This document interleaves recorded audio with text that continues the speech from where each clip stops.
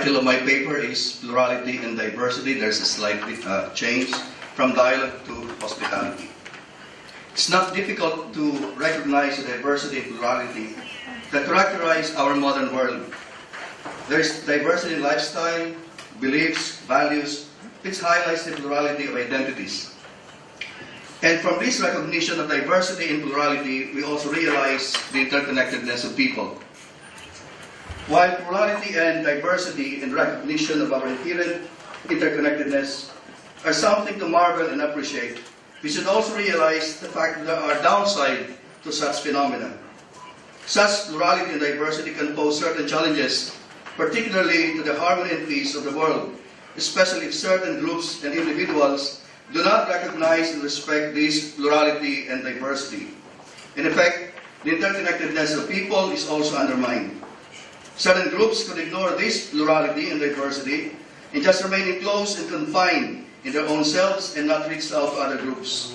Some can just hold on tenaciously on their own beliefs and values and dismiss the others either as outright wrong or unacceptable, or may just be indifferent and do not mind other groups and peoples. Others can be aggressive and impose their own values and beliefs on others that often results to violence. Now, there is a need to appreciate our plurality and diversity and enhance more our interconnectedness. But in order for this to happen, there must be space for dialogue. A dialogue among individuals and groups of different religious, cultural, ethical, and social backgrounds, based on respect, understanding, and openness. While we affirm our own identities, our cultural values, and beliefs, we can also be understanding and sensitive to our differences and be hospitable to others. Understanding religious and cultural diversity. Diversity of religious expressions, beliefs, and practices can be understood as the response of men or a human spirit to the different revelatory experiences. The diversity of religious or religions is the manifestation of man's diverse responses to the different religious experiences, which ultimately are expressions of the creativity of the human spirit. God revealed himself to man in different historical moments, and man responded to that revelation, and his response emanated from his creativity. So religious expressions are manifestations of the creativity of the human spirit. Aside from religion, every particular human society has its own culture, which overlaps with other systems. The variations among culture is attributable not only to physical habitats and resources, but more so to the range of possibilities inherent in various areas of activities like language, rituals, and customs, and the manufacture and use of tools. Cultural expressions are manifestations of the creativity of the human spirit. The human spirit expresses itself into different modes of life in different human activities, hence the diversity of human culture. We can therefore say the diversity of culture is the various expression of one nature, and that is the human nature. But if diversity in cultural expressions is a manifestation of creativity and of the human spirit, what would account for the coherence and harmony of these diverse expressions? Human creativity emanates from the human spirit, and if the human spirit will express itself in different ways, it is the same human spirit that provides for the coherence and harmony of the diversity of religious and cultural expressions. Yes, religions and cultures are diverse, but they are one because they emerge from the same human spirit. The diverse religious and cultural expressions are but manifestations of the creative response of the human spirit to the divine revelation based on their own cultural ground. The challenges of religious plurality and diversity. While the plurality of religion and diversity of cultures and the connectedness of people are phenomena that need to be appreciated, they can also pose certain challenges and difficulties. First, it could pose challenges or challenge to one's identity, to the identity of religion and culture. The interconnectedness of people can be an avenue where one group, either religious or cultural, can be a threat to the identity of other religious or cultural groups.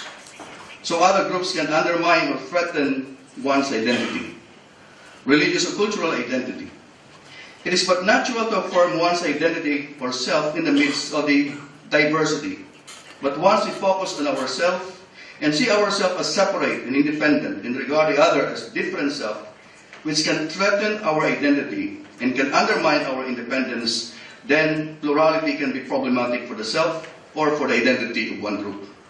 Similarly, one's particular religion or culture focuses on itself alone and sees other cultures not only as different but as a rival or a threat to one's cultural identity, then plurality becomes problematic.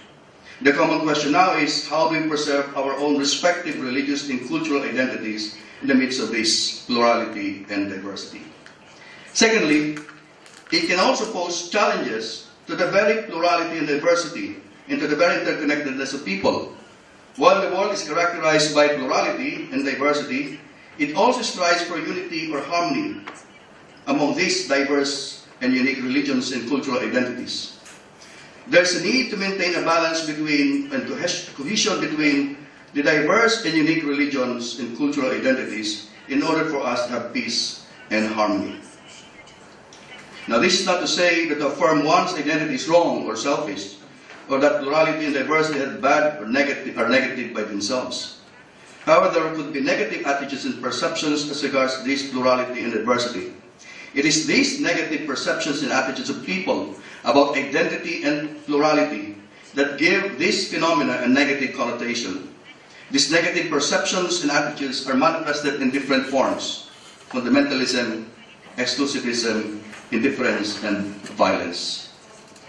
Once a particular religion is threatened by outside influence like secularism or other religions, it will try to affirm its fundamental doctrines and teachings in order to safeguard their core value system. The same goes with a particular culture. Once a particular culture is threatened, it could retreat to its core values and beliefs.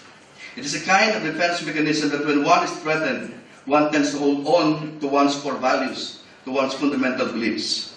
The threat could either be real or perceived, but just the same, whether real or perceived, one way of protecting one's identity is to cling to it with tenacity. The threat could either be coming from the outside or the inside, but whether the threat is real or actual, external or internal, the threat is always viewed as a kind of crisis that must be addressed. And the fundamentalist response is to be more vigilant or militant in safeguarding his basic or fundamental beliefs. Such perception has resulted to a variety of consequences. One is the tendency to be exclusivist in one's belief and to regard the others as wrong, as promoting decadence and corruption of faith and morality. Another consequence is the attitude of indifference to other religions or apathy towards other religions. Another is the attitude of domination and imposition of one's beliefs and ideas to others.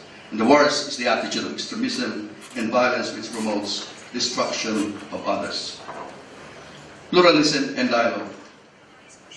Despite the challenges that plurality and diversity pose to the modern world, we're optimistic that these challenges can be addressed as we learn how to accept and be understanding of our religious and cultural differences. After all, there are more commonalities than differences among peoples.